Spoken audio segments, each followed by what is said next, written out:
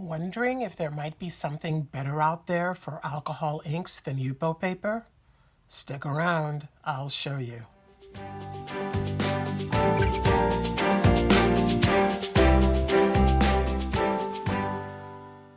Hi everyone, it's Miriam with a Y.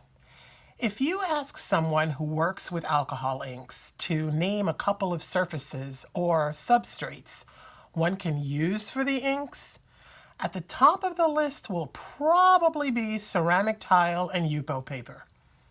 Each has its pros and cons. Ceramic tiles are certainly less expensive than Yupo. They can be used over and over again because we can clean them back down to the white. And you don't have to worry about what you use to blow the inks around. Tiles are pretty darned heat resistant, so blow dryers or even heat guns won't be a problem. But tiles are heavy, and they're not the easiest to frame. And of course, we're limited in size options. Yupo answered a lot of those issues. It's light, thin, easy enough to frame, comes in larger sizes that can be cut, but it has limitations too. Inks will move easily enough on it, but many of them will stain. This makes Yupo not very beginner-friendly or practice-friendly. And that inability to get back down to white can also limit what you're able to create on it. And given its price, it's hard to paint something knowing that you need to be near perfect because you won't be able to use that sheet again if it doesn't turn out the way you like. And then there's the issue of warping when exposed to hot blowing air, unless you are really careful. So all those fun blow dryer techniques can be challenging. Enter Grafix, the people who make other alcohol ink friendly surfaces, like drafting film and Duralar. Now, if you've watched other alcohol ink videos on my channel, you probably know that I love Duralar. Well, back in December, Grafix contacted me and asked me if I would be willing to test out a product they were developing. An opaque white plastic, the same thickness as medium weight Yupo. They told me to use it as I would for the art that I do, and to let them know what I thought. So I put it through its paces for alcohol ink, because that's what I would want it for. At first I thought, oh, another Yupo. But then I noticed something. I added a drop of alcohol on something that I was painting, expecting to get lightening of the alcohol ink that I was working on at the time. But I saw white. Wait, what? White?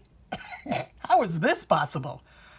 I was working with Pinata's Senorita Magenta at the time. One of the most staining inks ever. This stuff stained a silicone mat and every silicone mold it's touched in my studio. But this plastic? Laughed it off. And then, for what I thought would just be giggles, I tried to warp this with my blow dryer. And then my 600-degree heat gun, and nothing. This stayed flat as a board. So let me show you the wonders of this plastic. This is Grafix Opaque White Craft Plastic. They also have a clear craft plastic, which they've had for a while, but it's the opaque white that's brand new. Now, don't let the name fool you. It is totally usable for fine art as well. This is available in 4 sizes, 12 by 12 inches, 12 by 24, 18 by 24, and 24 by 36 for those of you who want to make giant pieces or have more flexibility in the sizes that you can cut up for yourself. Now, this size, the 12 by 12, is available in packs of 4 sheets or packs of 25 sheets. The other sizes are available in packs of 25, if I'm not mistaken. The thickness of this plastic is about that of a business card. Much more flexible than a business card, but about that thickness. The weight, for those of you that care about that sort of thing, is 200 GSM, or grams per square meter. Okay. I'm going to be cutting this piece down to a couple of different sizes for this demo. Having a bigger size gives me more options, so I really appreciate that it comes in bigger sheets. To use in the next segment, I cut myself a 4 by 5 inch piece, and I'm also cutting a 4 by 5 inch piece of UPO. You see me writing the names in a darker pencil, just for better visibility. For the comparison part of the test, I've pulled out 4 inks, 2 from Jacquard's Pinata line and 2 from the KIELTY line. I've pulled out Senorita Magenta, Sunbright Yellow, Purple Blue, and Blue. These are Celtic names if you're not familiar with the KIELTY line.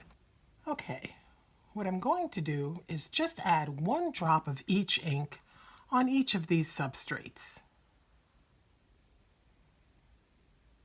Now, just for fun, let's add a couple of drops of alcohol to each ink. Fairly similar results, except that on the Grafix side, things appear a little bit lighter because the alcohol is able to work its way down to the white. Let's add enough now to move the inks around. Again, similar results, except that now you can see where the original drops of ink had landed on the UPO. After blotting off the excess, I'm going to let these dry. Now with these dry, let's see how much ink we can remove. I'm using 99% isopropyl alcohol. I let it sit for a few seconds and wipe. I try again and again. That's as much as I'm able to remove. The original stains are more visible now. Let's try the Grafix Opaque White. We can see that getting to the white is much easier. So I'm going to add a lot more alcohol just to finish wiping this all up. To give the piece of UPO an extra chance, I take out Pinata cleanup solution, which can usually remove more than alcohol can. I let the cleanup solution sit for a bit, but it doesn't get much more off either. For this part of the test, the difference between UPO and Grafix Opaque White is significant. Now let's see how these two do with heat. To keep this as short as possible, I'm going straight to the heat gun. I'm speeding this part up too, but leaving the sound on a little bit to assure you that the heat gun was on at all times that it should be. I also tried my best to be as fair as possible about blowing an equal amount of air over each piece. I start out with the gun about 3 to 4 inches above the two surfaces. After a minute or so, and remember this is sped up, the UPO begins to show warping. The Grafix Opaque White does not. I move the gun down to 2 inches above.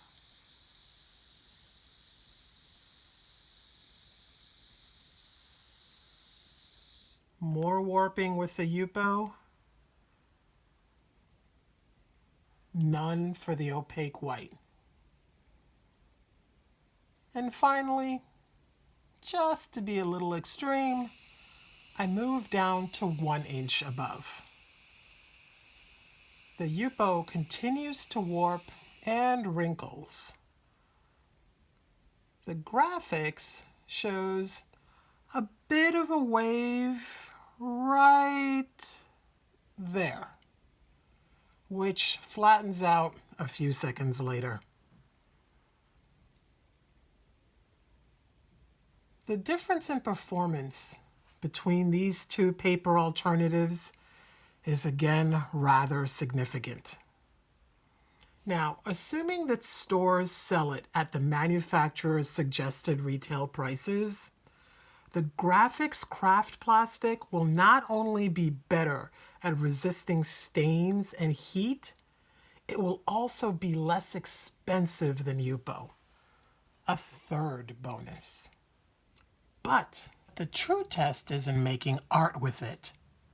So, tune in tomorrow to see how it performed for that. Spoiler alert, it did pretty darned awesome. Make sure to come back and watch. In the meantime, check the description box below for a link to snatch some of this plastic up for yourself. Go let your creative nature shine. See you tomorrow. Bye now.